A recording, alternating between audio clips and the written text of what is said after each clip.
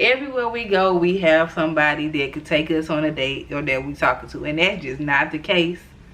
Because if dating is not what it's cracked up to be in everyday life, why do y'all think it's just the cream of the crop in flight attendant life?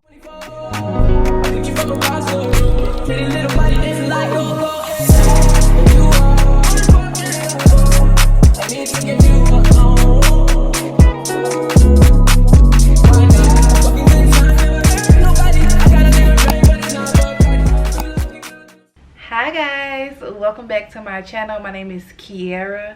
Don't forget to like, comment, and subscribe. I'll wait. Did you hit that subscribe button? I hope you did. Today's topic is flight attendant life being glamorized. Is it glamorized? I think it is, but who wouldn't want to be a flight attendant, you know? So today I'm just going to discuss the ins and outs of being a flight attendant from my perspective. These are my opinions from my personal experience, okay? So I do think that flight attendant life is glamorized a lot because you guys see us traveling, going to different places, having layovers in different countries, cities, different states, and you see us meeting all kind of people. Everybody thinks our dating life is just so spectacular. We have 1,000 people on the roster. We're just going on dates in different cities, you know. And yes, that does happen sometimes, but let's be honest, a lot of times that is not the reality of the situation. So I just want to get into a few things to, you know, not to quote unquote de-glamorize flight attendant life, but to be real with you guys and let you know the ins and outs of what a flight attendant life is really like. So let's get on into the video. Let's get into what the daily life of a flight attendant really looks like. So when you first become a flight attendant, you are going to be on reserve, which means you'll be on call. So your life is literally surrounded by the airline that you are employed with. Every airline has different requirements for their reserve period, and also wherever you are based at also determines how long you will be on reserve. So when I became a flight attendant, my base, which if you watch my vlogs, which you should, go watch them, okay? But if you watch my vlogs, you would know that I am currently based in Atlanta, and when I became a flight attendant, my base was a very new base, which means I am based in a junior base. It's not a senior base because it's not old. So I got the luxury of being able to get off reserve fairly early, okay? I got what we call a line, which is a permanent schedule for that month. You have to be on your schedule every month. So my seniority is high enough for me to be able to not be on call and for me to have the flexibility of making my own schedule every month. Now, granted, depending on how many schedules they have for the month, that will determine if I am able to, you know, hold my line or go back on reserve. Now, there are times, like during our slower months, where my line may be at stake. That happened to me this year. Actually, I was on reserve from January to I think March, which sucked. My life was literally surrounded by the airline. I cannot stand crew scheduling, calling my phone. But luckily I did get my line back because they added more lines because business did pick up.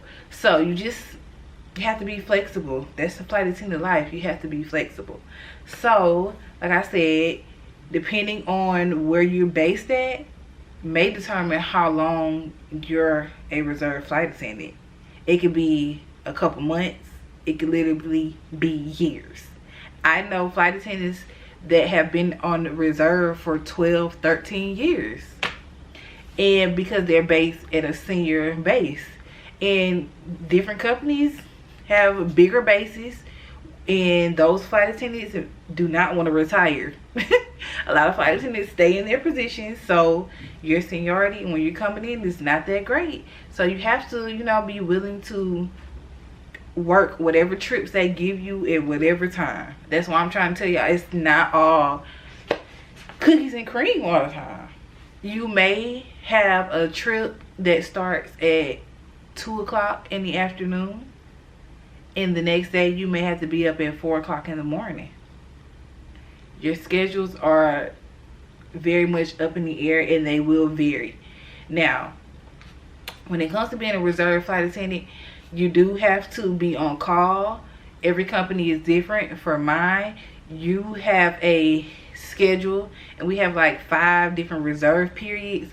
They have like different time blocks, but your time block for your reserve period that day, you will be on call for like 10 hours out the day. Some companies, you are on call 24 hours a day for maybe 6 days in a row, depending on, you know, whatever their stipulations is for their reserve periods or whatever. But like I said, you could have a 3-day block, or you can have a 5-day block, or you can have a 6-day block, you know, and then you're on call for 10 hours out of that day. So when you are on call, you have to have your phone on, because they could call you at any point in time within your reserve period, and you have to be at the airport within 2 hours of them calling. So you may be, you know, cooking dinner for your kids if you're a mom. You may be trying to meal prep your meals, and they call you. You have to hurry up, drop what you're doing, pack your bag. Hopefully your bags are already packed because you're on call, so you know you could possibly get a trip, and be at the airport within the next 2 hours. Aviation has been really up in the air. My second year, which is now, I'm in the middle of my second year of flying, is very different from my first year. My first year with flying, it was very much so what my schedule is what I would typically work. Yes, it may get switched around if we get rerouted, or if it's weather delays or things of that nature, but typically I was working the schedule that I knew I had. Now I can have a schedule and not work any of those trips on the schedule and end up somewhere stuck. That's just something that you'll have to be okay with. For instance, I am currently on a 4-day trip, and let me just tell y'all how this 4-day trip went, okay? So my report time was at 1:16 p.m. I arrived at the airport, I would say around 12:30. When I got to the airport, soon as I walked into the airport, I got a notification that said that my flight was delayed until 5:38 p.m. Granted, I could have called crew scheduling and tried to see if they're going to adjust my report time. Depending on why the flight is delayed, they will. But in this case, I didn't think they would, because it was really up in the air. So instead, I just went ahead, went to the airport, sat down at another gate, got me something to eat, and was, you know, just chilling until my flight was about to take off. So crew scheduling never called me.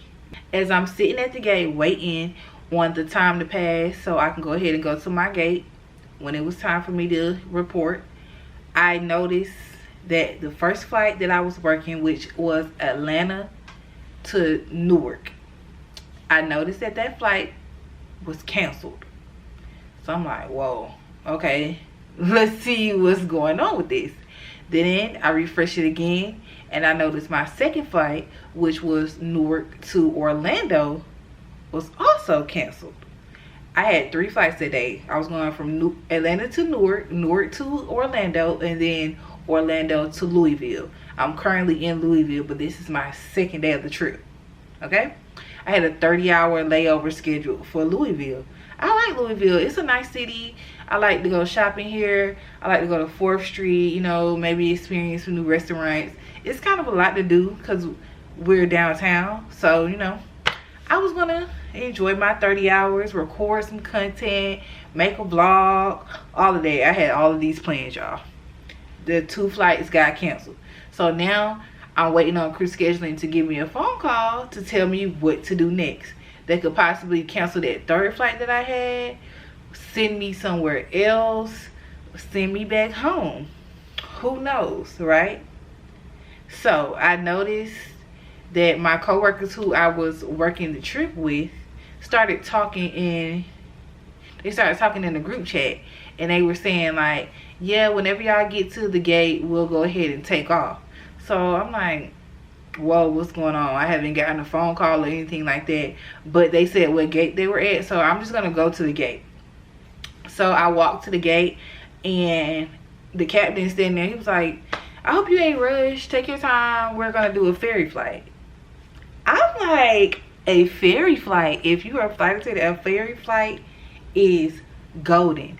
That's when you're just literally transporting the plane from one station to the next with no passengers. It's just you, the flight attendant that you're working with, the captain, and the FO.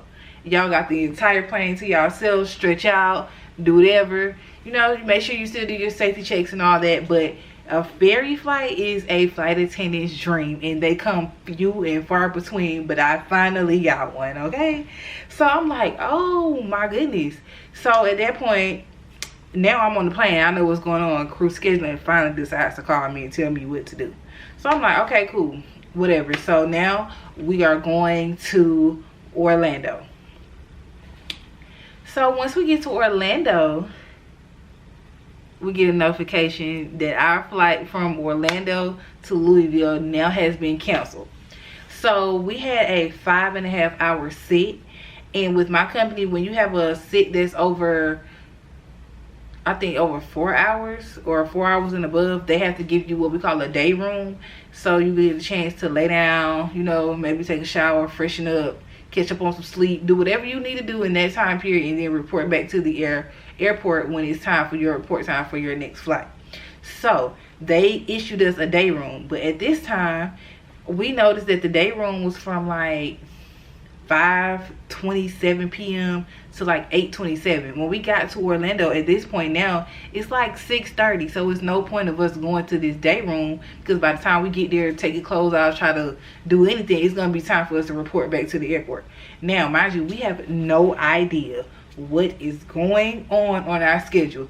Crew scheduling, they are giving us the runaround. We're trying to call, see what's going on. They're just giving us the spiel of, y'all just gotta wait until the flights are fully canceled out and we figure out what we're gonna do.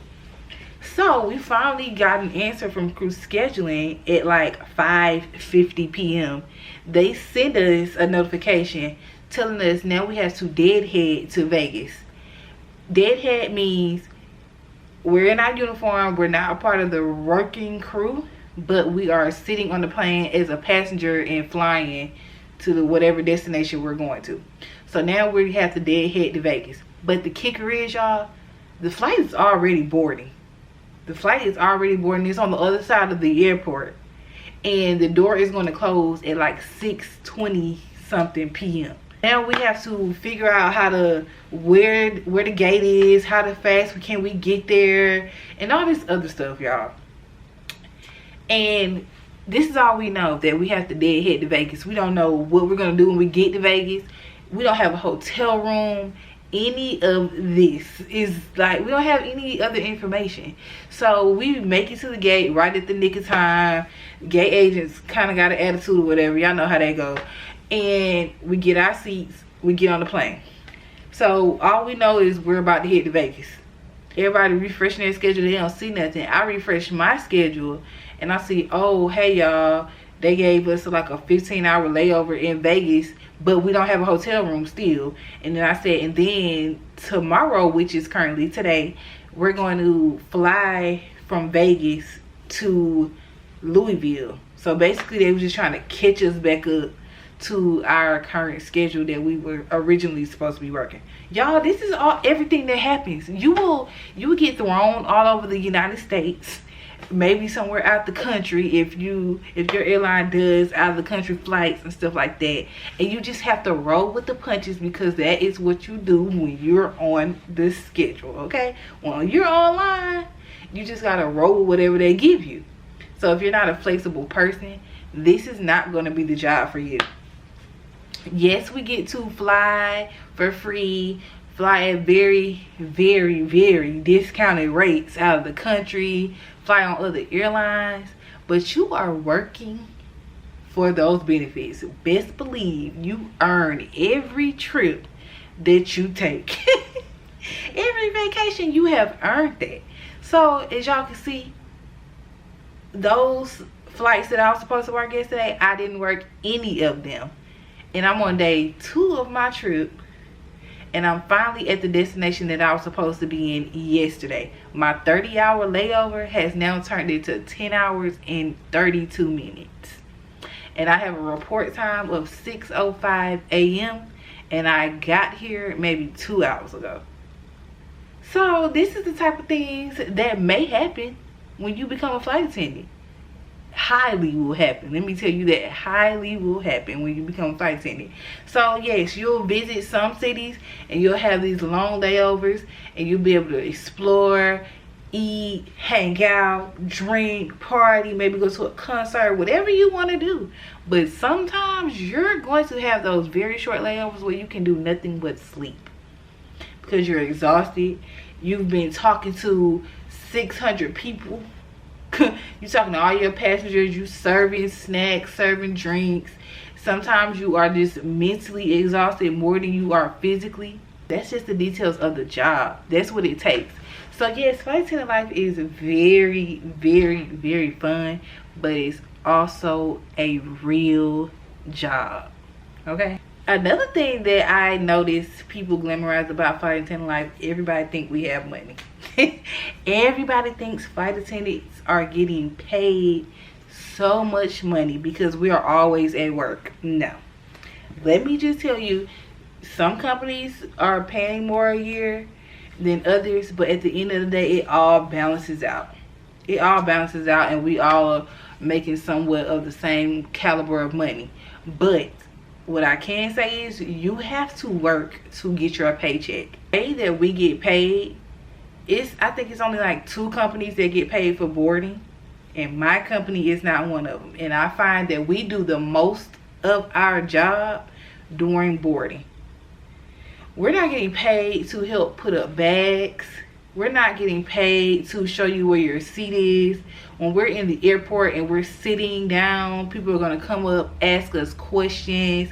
What gate do I go to? How do I navigate this? We're not getting paid for any of that. We get paid when we're on the airplane and the door is closed. If that door is open and we're on that airplane, we're not getting paid. We get paid from the time the door closes to the time the door opens. That's it. And we do get a per diem when we're like away from base. It just depends on whatever that per diem is for your company. Everybody is different. But that's why we take like these 3 or 4 day trips, because it adds up. That money that you're getting, it's a little sum of money an hour, but it does add up. So say for instance, right now I'm on a 4-day trip. So I might be away from my base like 87 hours, something like that. So I'm going to get paid whatever the per diem is times 87 hours. So, you know, it adds up at the end of the day. But the pay, we get paid based on the old railroad laws. Aviation is not up to date. Now, I can say if we got paid from the time we got to clock in to the time we clock out, we'll be some paid flight attendants, baby. I can say that if you're working. But that's just not how the cookie crumbles. It just doesn't crumble like that. So yeah, you got to get used to the pay. And then we get paid twice a month, the 15th and the 30th. And typically the 15th is your bigger check, the 30th is the smaller check. And it's broken down in weird ways. A lot of flight attendants don't even know how the money is broken down, but you have to look at how that money is broken down to know what you're getting paid for, what your overtime hours is, how much you're getting paid from your per diem. And per diem is different because the airlines that do get paid for boarding, I believe they get paid at per diem. They don't get paid like the hourly rate, which is crazy to me because, like I said, that's when we're doing the most work and you're not getting a paycheck for that. So yeah, we do make some money, but you know, it all depends on what you put into it. Also, the pay, like the hours that we get paid, Different companies have different minimums. My company, we can drop down to 0, so you can drop all of your trips and not work if you choose to not work. But some companies, I do believe it's like they have to work a minimum of 40 hours a month.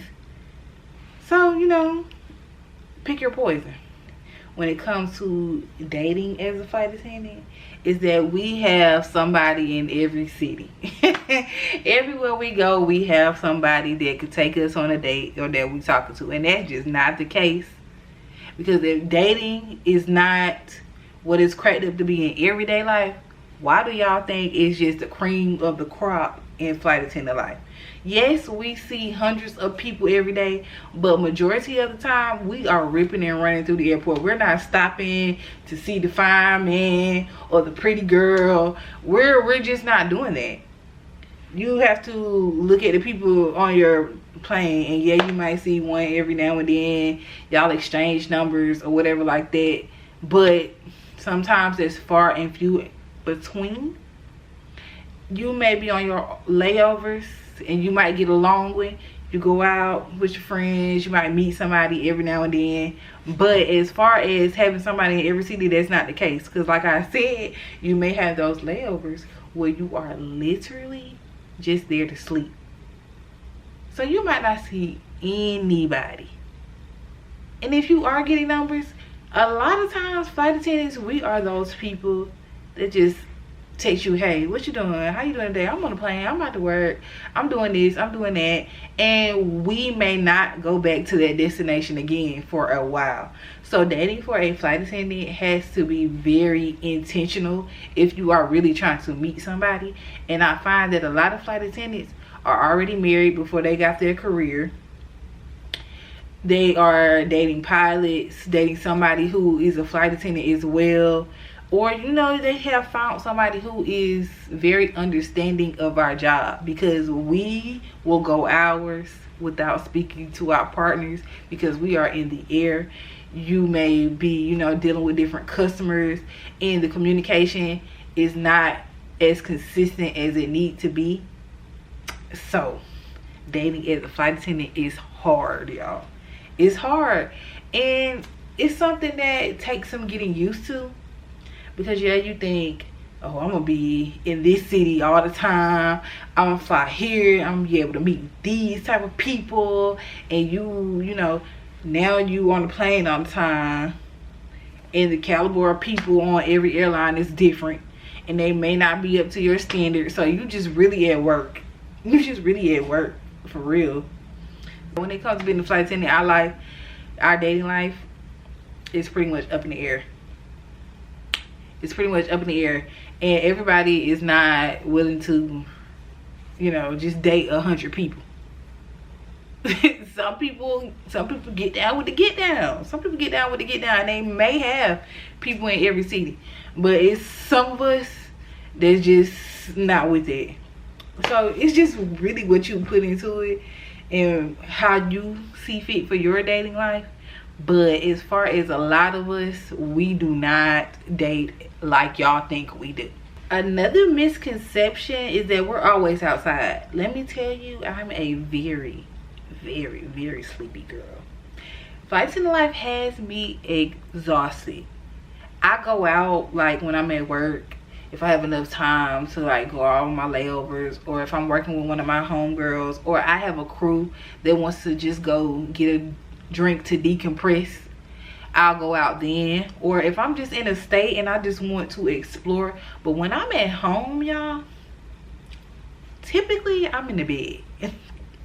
I'm in the bed. I really don't do too much in my own city anymore, because once I'm at home, I'm tired. I'm exhausted. My schedule is up in the air. One day I have to be to work at 9 p.m. The next day I have a 4:24 showtime.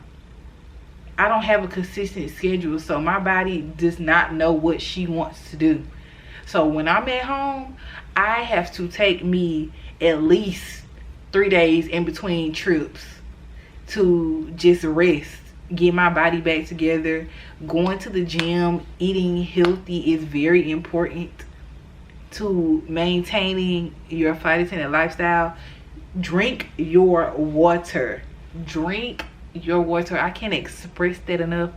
Drink your water, because when we're in the air, all the moisture is being sucked out of your body and you are very much so dehydrated. So eating healthy, because you're on your layovers and you don't want to spend all your money eating burgers and fries, pizza, tacos and stuff all the time. You need to eat your fruit, eat your vegetables, work out, go to the gym so you can fit in that jump seat, because that is one of the requirements at your interview. You have to fit in that jump seat. And if your hips too wide, your butt too big, you may not be able to buckle up that seatbelt to fit in your seat. So you want to make sure that you're maintaining a somewhat healthy lifestyle, because we're on the go so much that your body can't expand. It can't expand, and trust me, I am proof of that. I am proof of that. My first year being a flight attendant, I don't even want to tell y'all how much weight I gained. But baby, just know I'm currently trying to get that up off of me. Y'all see this double chin?